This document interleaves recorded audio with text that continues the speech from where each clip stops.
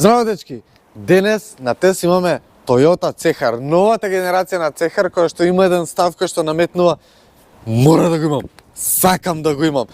Тоа е нешто што се случуваше и со претходната генерација на CHR, ама овој пат многу повеќе. А сега да видиме неколку интересни работи за CHR. Фичо прави транзиција. Што е интересно за CHR е што доаѓа во двобојна каросерија. Тоа не е некој нов новитет, но интересно е што ги искористиле прекрашувањето во дизајнот за да го направат повпечатлив, но исто така, ако сакате ностоп да ви биде интересно, од напред го гледате во една боја, од позади го гледате во друга боја и секој пат имате нов и интересен автомобил. Одиме сега со нова транзиција. Во понуда имаме вкупно 5 различни нивоа. Cult, Club, Classic, Premier Edition и GR Sport. GR Sport е најспортското ниво кој што добива малку поагресивен браник, поголеми бандажи и некои измени внатре. А сега да ги видиме останатите работи. Ако сакаш да си фраер и секој пат да знаат сите што возиш, позади и се испишани буквите Toyota CHR. Мислам, ако некој не знае што возил ова, тука секој пат ќе се осигура. Но друга интересна работа тоа што тука позади имаме две камери. Едната е за паркинг, а другата е за прегледност, бидејќи Toyota знае дека позади е намален видикот од прегледност, па затоа поставиле уште една камера која што се проектира на самиот ретровизор, а сега правиме нова транзиција. Она што интересно е што веќе ги нема рачките тука горе како претходната генерација на CHR, тука ги поставиле вака рамно. И она што интересно, за да биде поаеродинамичен, се комплетно внатре во каросеријата. Ако сакате влезете, само притискате и отварате. Но една критика која што може рачкава да стават малку понакрај, да не ми биде толку далеко, бидејќи некој пат може да се удрам. Сега више кога отвори вратава и да го видиме внатрешниот дел на CHR. Оваа генерација добива многу повеќе простор и реално е многу по-комфортно, како што гледате повторно тука е така малку клаустрофобично бидејќи се е црно, но друга работа, критика, која што од седиштава не гледам буквално ништо напред, треба да се борам, чекаш што има, што каже, што направи, но ако зборуваме за комоција, да, гледате колку простор има. Не би сакал да седам позади возачкото седиште, бидејќи секој пат се враќа на назад кога ќе се изгаси колата. Друга работа што е интересна, тука поставиле простор за остава за било какво шишенце, доле има низок и не така широк тунел, но нема да седнам тука, бидејќи реално оваа кола не е за надолг пат за тројца патници. USB порт што е супер и да, панорама горе за да биде поотворено, просторно, добиле некаков ефект, но повторно ќе кажам, тука е малку клаустрофобично. Имаме куки, што е супер, за качалки, можеме да ги искористиме и сега да одиме да ги видиме другите практични елементи. Тука имаме 364 литри багажен капацитет. Викам тука, бидејќи во Toyota CHR имаме 3 различни багажни простори, тоа зависи од различниот мотор, бидејќи ова е обичен хибрид, тука имаме средно ниво на простор. Плагин хибридот има најмалку багажен простор и најмногу нуди обичниот 1,8 бензинец, кој што поради зголемениот простор кој што не користи толку многу кабли ради електричниот погон, имаме најголем простор. Но како и да е, разликата од некои 20 литри од еден до друг пакет, но овој багажен простор реално, иако е зголемен, практичен и сосема доволен, имаме куки за качалки, гледате како мојот ранец веќе стои на една закачалка, што е одлично и практично. Тука имаме JBL звучување, бидејќи овој GR нивото на опременост има најдобро звучување. Под оваа даска тука имаме сет за репарација и гледам некои кабли од хибридниот систем, поради тоа и е намален, но овој багажен простор е сосема доволен. Ако прашувате за фамилиарно возило, ќе кажам дека е доволен за едно дете, веќе ако планирате ставите колички, повеќе торби, тогаш веќе ќе биде интересно како тоа ќе го спакувате како тетрис, или ако биде како второ возило е супер практично. Супер практично е тоа што иако тука има одредена висинска разлика со оваа остава доле, односно оваа даска и ивицава на браникот, ми се допаѓа тоа што тука не е премногу широк овој простор и немаме премногу пластики од браникот кој што можеме да ги изгребеме со товарење и стоварање на многу потежок багаж, што е супер. А сега дојдеме ги видиме останатите работи што останаа од интериер. Интериеров фантастичен. Мислам, не можам да му најдам една работа која што не ми се допаѓа, која што не е добро сработено. Сарно се е фантастично, се што ќе допраме многу квалитетно сработено и многу внимавале на детали кои што Toyota технички со CHR прв модел беше кој што направија нешто драстично, нешто спектакуларно, нешто многу поразлично и многу почнаа да внимаваат на детали. Тука многу тоа се приметува. Мислам, дизајнот стварно ми е многу убав, многу привлекува, многу едноставно се чувствуват убаво кога седите внатре. Имаме огромен екран 12,3 инчен кој што е фантастичен во поглед на практичност, во поглед на респонзивност, во поглед на бој, во поглед на се. Системов им е одличен, не ми треба навигација од телефонот, бидејќи оваа навигација е феноменална. Друга работа што многу ми се допаѓа тоа што Toyota ги оставиле физичките копчиња за клима уредот тука. Климата извадиле од системот тотално и можам да регулирам само тука, бидејќи кога возам не ќам да заглавувам по менија. Доволно ми е што можам од тука да ги искористам сите овие работи. Инаку имаме опција камерите, паркинг, автоматско паркирање, греачина, волан на седишта, се да контролираме од тука, што е феноменално. Остава за телефонот која е бежичен полна чисто така, имаме USB порт тука, две остави за шишиња, менувачот е многу интересен, тоа ќе го збориме за кратко кога ќе почнеме да возиме. Едно остава голема тука со уште една не знам што е ова даска некоја, веројатно за парички или за клуч. USB порт уште еден тука, 12 волтен приклучок за струја. Ова ќе го збориме исто така кога ќе возиме, тука има едни камери кои што ме снимат и гледате. Титка од преска, не знам зашто не престанува да титка, тоа се случува и кога возиме. GR дизајн на воланот, по спортски седишта исто така и многу кул што Toyota гледам го практикува почесто. Едно остава тука напред. Сега може да почнеме да возиме да ги осетиме овие алкантара и кожни седишта. И што прави транзиција, одиме се возиме. Јас се извинувам што ти го прекинувам ова видео, но оваа епизода е спонзорирана од Карли, мојот джебен автомеханичар и диагностичар. Карли е новиот диагностичар кој што само го ставате во обедот читачот на вашиот автомобил и ги чита сите ваши грешки, ги поправа грешките, но исто така Карли може да ги отвори сите скриени можности на вашиот автомобил. Дали сакате жмигавците поинаку да светат, дали сакате светлата да стојат од кога ќе заклучите, ништо многу други можности. Искористете го промокодот RPMK10 и видете го линкот подолу. А сега да го видиме видеото. Веќе кога сум зад воланот, ќе почнам со перформансите.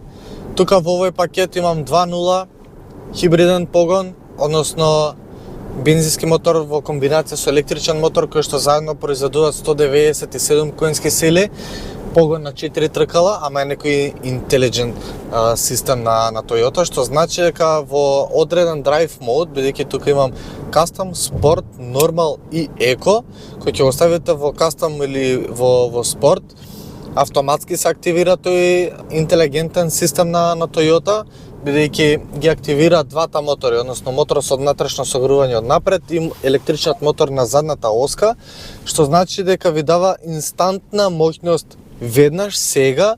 Ја знаеме придобивката од електричните мотори, тоа значи дека штом ќе притиснете на педалата за газ, вие веднаш добивате моќ и тоа изгледа многу поинтересно и по спектакуларно кога возите. 197 конски сили се сосема доволни, но не очекувајте дека ќе се тркате, бидејќи тие перформанси во комбинација со менувачот не изгледа толку многу. Овде станува збор за цевете менувач, што е честа појава кај Toyota. Мислам, кога станува збор за автоматски менувач, имаме само цевете. Цевете од другите емисии, ако сте ги гледале, станува збор за менувач кој што ги крева, обртајте до одредена бројка и линеарно забрзува. Тоа е супер, бидејќи особено во урбаните средини нуди една многу пониска потрошувачка на таков начин, но особено па од друга страна на отворен пат, на автопат, добиваме една непријатна бучава која што имаме чувство како да е заглавен менувачот во одредена брзина. Ви кажеш ајде за смени, ама никако да смени бидејќи нема брзини овој менувач. Сега морам да признам дека Toyota, особено во последните генерации на новиве модели кои што ги нуди, има сериозни промени направено во менувачот. Многу е по-удобен, многу е по-комфорен. Сега не се чувства таква голема бучава како порано, иако се чувствува повторно, но не во толку големи размери како претходно што беше. Сега дури можам, иако не сум фан на овој тип на менувачи, и сега можам да го трпам, односно можам да се прилагодам на него. Ми треба доста време да се прилагодам на него и ќе ми треба многу време за да сватам всушност филозофијата на Toyota, како функционира, колку треба да притиснете на педалата за газ, кога да отпуштите, за сето тоа да функционира најнормално. Од друга страна, кога возиме во град, не можем никако да го разберам ова копче за електричен погон, EV mode, кој што дали ќе го стиснам, дали не мога да стиснам, тој секако сам се одредува кога ќе се активира, кога ќе се изгаси, и не можам да сватам зошто го ставиле копчето кога секако системот сам си регулира. Она што е добро кај него, што во урбаните средини најчесто тука ќе го приметите електричниот погон. Тука во најголем број, процентуално веќе ако гледаме, во најголем број електричниот погон работи. Тука добиваме најголеми придобивки, бидејќи потрошувачката драстично тука не паѓа. Некоја просечна потрошувачка излегува околу 5,5 литри, во моментов мене ми покажа 6,1, нормално ради тестирањето, пробуваме и побрзо и поспоро и различни режими. Но еве да кажеме, дека се движи од 5,5 до 6 литри повторно за 197 конски сили, за погодно сите 4 тркала, се доволни овие бројки за потрошувачка. Мислам, јас сум задоволен и мене ми е сосема окей. Бидејќи, ако пак ќе кажам, ако сакате да забрзате, оставате во спорт, притискате и без никаков проблем забрзува. Околу стабилноста Цехар секој пат бил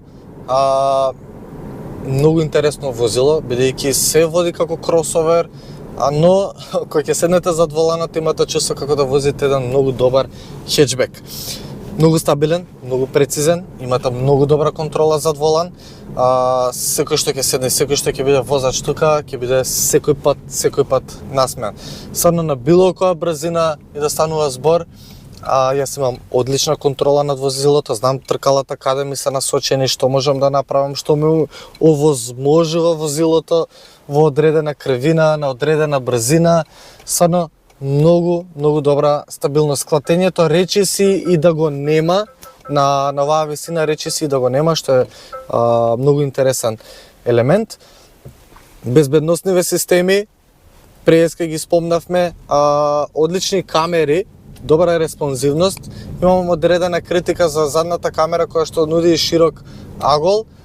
Фантастично што нуди широк агол, бидејќи можете видите многу поголема површина позади вас, за да бидете сигурни дека нема да удирите нешто, но не ми е толку реална таа слика. Зошто? Бидејќи некој пат тука гледам на сликата како да одреден објект е баш позади мене и мислам дека ќе го удрам, а всушност кога ќе видам на ретровизори е многу далеку. Така да таа слика тука малку имам критика околу неа, можеле да подобрат. Многу ми се допаѓа што пред мене имам исто уште еден дигитален дисплеј кој што е многу подобра графиката сега, многу поинтересно изгледа за разлика од претходните генерации на Toyota, се задржани некои стари елементи од претходно традиционални елементи кои што ми се допаѓаат. Има еден елемент кој што гледам, секој пат кога држам кочница се појавуваат две црвени точки. Не знам зошто е потребата се стави, ја да не знам дека држам на кочницата, но ајде да кажеме дека интересен елемент. Овде кажав дека се камерите и сега дојаме до еден елемент каде што ви кажав. Да, овде се камерите како гер, ниво на опременост, имаме се од опрема. Убаво, функционираат системите одлично. Ве задржуваат во лента, не ве фрлат лента до лента. Адаптивниот круз контрол е фантастичен. Мислам, стварно системите работат одлично. Ги чита сите знаци безпрекорно. Сето тоа е добро, но не знам дали слушате во теков на возењето, можеби е многу тивко за микрофонот тоа да го прати. Но сите овие системи толку многу ве пратат, толку многу се напорни до одредена дистанца, што цело време титка. Брзината, не знам, се прекорачил за 1-2 километри, не престанува. Малку, кога ќе се свртам на страна, секунда, готово, веќе ме чита системот. Друже, очите не ти се на патот, враќај се, готово, проблеми имаме. Мислите, алармантно е, нуклеарна војна започнува со теткањето. Дури до одреден момент се викам, леле, можеби не ќам волку многу опрема, можеби ми треба нивото пониско што е без овие сите безбедносни системи, иако и во пониските нивоа на опременост имаме многу безбедносни системи, но овој елемент го нема. Плюс, да, може да се изгаси преку системот тука, но лошата работа е што секој пат кога ќе се запали автомобилот од почеток, системот се рестартира и јас морам повторно да влезам, да го исклучам тој елемент и на наредно возење пак.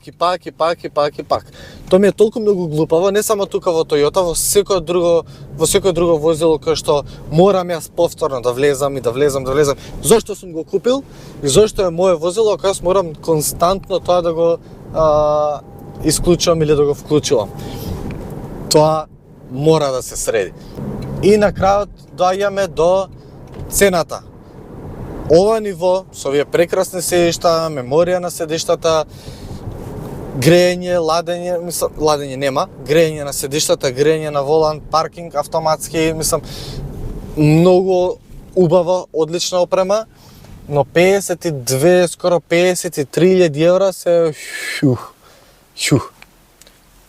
сериозна бројка. Сепак возило кое што треба да направите одреден компромис ако го гледате како фамилиарно возило, бидејќи, како што кажав, лимитирани сме со багажен простор, лимитирани сме со простор позади за другите патници. Замислете имате детско седиште позади, на секој исклучување на автомобилот седишта во автоматски се враќа на назад и позади имаме толку само простор за нозете, ќе го удира детското седиште, ќе го удира детето или патникот позади, или треба да го преместувате цело време од другата страна. Значи треба да направите одреден компромис. Од друга страна, ако е за помладата генерација, тогаш 50.000 евра за возило кој што ќе го вози доста помлада генерација и ќе сака и брзо да го промени, многу пари ми се. Или како второ возило, пак ми се многу пари. Цениве отидоа премногу високо. Не е само кај Toyota, кај сите возила, знаете од другите емисии. Оставам на вас. Вие кажете ми во коментар што мислите за GR, како ви се допаѓа, што највише ви се допаѓа, што најмногу ви пречи. Моите критики се системот и цената. Другото стварно е се многу убаво сработено, квалитетно, многу добра изолација, джибело звучувањето е феноменално. Сега да не ви пушта музика, пошто копирајт ќе ме искине на YouTube. Но, направете subscribe, ве чекам во коментар со ваше мислење и се гледаме наскоро со ново видео. Чао!